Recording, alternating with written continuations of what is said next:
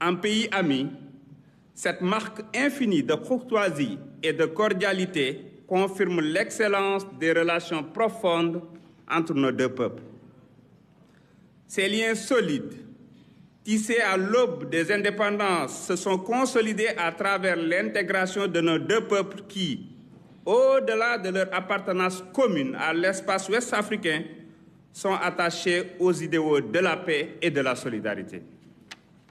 Aujourd'hui, plus que jamais, nous, autorités sénégalaises, demeurons résolument engagés à maintenir cet élan de coopération et consolider les relations d'amitié et fraternelle entre nos deux peuples.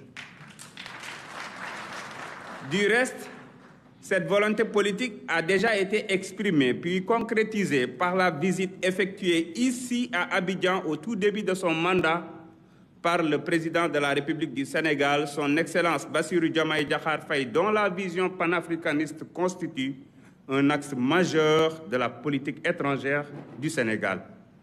Ceci étant, permettez-moi, Monsieur le Président, d'ouvrir une parenthèse à cet instant de mon discours pour rappeler que la dernière session de la commission mixte s'était tenue les 11 et 12 mars 2014, session au cours de laquelle 16 accords majeurs ont été conclus.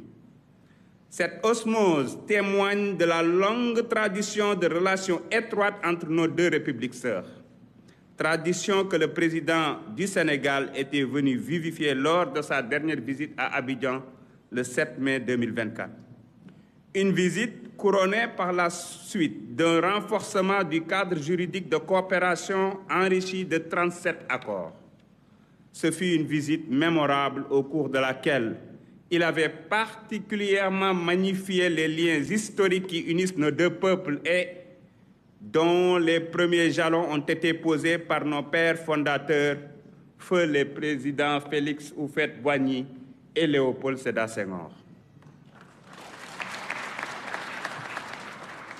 Que cette flamme ardente continue de briller et soit perpétuée au-delà des générations futures, car nous partageons véritablement une unité de destin. Dans cet esprit, nous, présidents de Parlement, devons œuvrer à renforcer la coordination, l'harmonisation législative et l'efficacité de nos actions afin de bâtir une CEDEAO véritablement tournée vers les peuples et répondant pleinement à leurs aspirations.